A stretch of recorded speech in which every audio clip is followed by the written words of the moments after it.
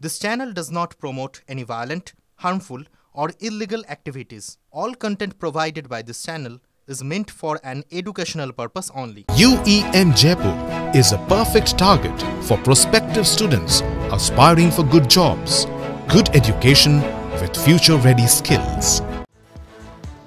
Group C ও D পদে আবেদনের বিজ্ঞপ্তি দিল এসএসসি। গ্রুপ সি পদে শূন্য পদ ২,৯৮৯, গ্রুপ ডি পদে শূন্য পদ ৫,৪৮৮। ১৬ই সেপ্টেম্বর থেকে ৩১ অক্টোবর পর্যন্ত আবেদন করা যাবে। চাকরিহারা যোগ্যরা আবেদন করতে পারবেন বলে সূত্রের খবর। নতুনরাও আবেদন করতে পারবেন। ৩১শে অগস্ট বিস্তারিত জানাবে এসএসসি।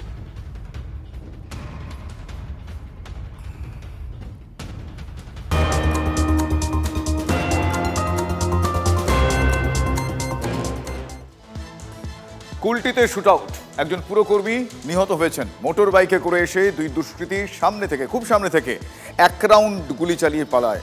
ঘটনাস্থল থেকে উদ্ধার হয়েছে গুলির খোল। সিসি ক্যামেরা বন্দী হয়েছে দুষ্কৃতীর দৌরাত্মের এই হাড় হিম ছবি। দেখুন সেই ছবি। কুলটি বড় অফিসের কর্মী জাভেদ বারিককে হাসপাতালে নিয়ে যাওয়া হলে চিকিৎসকরা তাকে মৃত বলে ঘোষণা করেন। সম্পত্তি বিবাদের জেরে গুলি বলে অনুমান। বেশ কিছু আরো তথ্য আমার সহকর্মী চন্দ্রশেখরের কাছে এই মুহূর্তে রয়েছে। চন্দ্রশেখর, এখনো পর্যন্ত এই ঘটনা সংক্রান্ত কি তথ্য পাওয়া যাচ্ছে? দেখো, তুমি দেখেছো হারিম করা ঘটনা ঘটেছে। ঠিক যেখানে ঘটেছিল সেই জায়গা আমরা রয়েছি, সেই জায়গাটি এখন ঘিরে ফেলা হয়েছে এবং এখানেই জাভেদ বারিকের মৃত্যু হয়েছে। এবং যে গলির মধ্যে রয়েছে এখানেই একটি সিসি ক্যামেরার মধ্যে সেই ঘটনা কিন্তু দেখা গেছে। এখনও পর্যন্ত যা আপডেট তাতে বোঝা যাচ্ছে, একেবারে প্রাথমিক অনুমান, পরিবার সূত্রে যেটা পাচ্ছি বা পুলিশ সূত্রে যেটা পাচ্ছি, পারিবারিক বিবাদ সংক্রান্ত কোনো সমস্যা থাকতে পারে। এই ঘটনার সঙ্গে রাজনৈতিক কোনো সম্পর্ক নেই এখনও পর্যন্ত।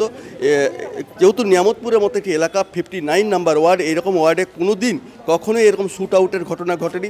কারণ যে জায়গা ঘটনা সেখান থেকে মাত্র 500 মিটারের মধ্যেই রয়েছে কুলটি থানা নিয়ামতপুর ফাঁড়ি এলাকা এবং তার পাশাপাশি আসাম নিয়ামতপুর যে বাজার এলাকা, এখান থেকে মাত্র 150 থেকে 200 মিটারের মধ্যে। অর্থাৎ এরকম একটা জনবহুল এলাকায় এরকম একটা ঘটনা ঘটে গেল, শ্যুট আউটের মতো ঘটনা। এবং এই নিয়ে সবাই কিন্তু আতঙ্কিত এবং স্পষ্টভাবে বোঝা যাচ্ছে দুষ্কৃতীরা যারা এসেছিল তারা ভালোভাবেই রেকি করেছিল। মাত্র এক রাউন্ড গুলি করেছে। এক রাউন্ড গুলি করে তাদের যেটা টার্গেট ছিল ঠিক মাথায় গুলি করে তারা চলে যায়।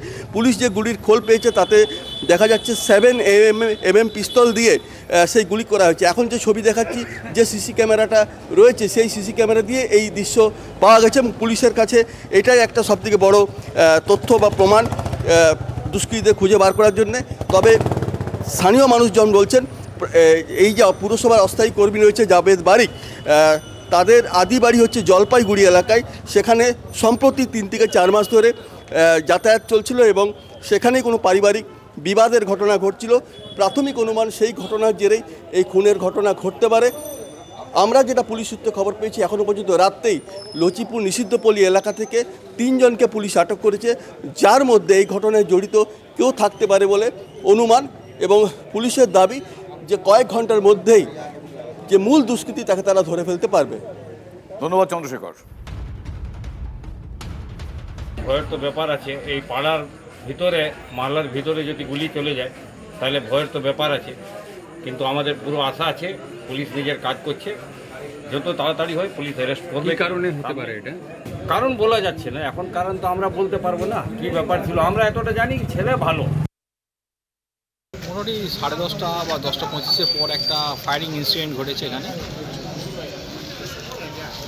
দুজন আননোন মিসক্রিয়েন্ট যাচ্ছিল, একজনকে জাভেদ বাড়ি বলে একজনকে ফায়ারিং করেছে। তো ওনাকে হসপিটালাইজড করা হয়েছে আপাতত, দেখা যাক। আবারও তৃণমূল কংগ্রেস কর্মী খুন। ফের জেলা কোচবিহারে মাথাভাঙায় পঞ্চায়েত অফিসের সামনে শাবল দিয়ে পিটিয়ে খুন করা হয়েছে। এখনো পর্যন্ত অভিযোগ আকারে এমনটাই।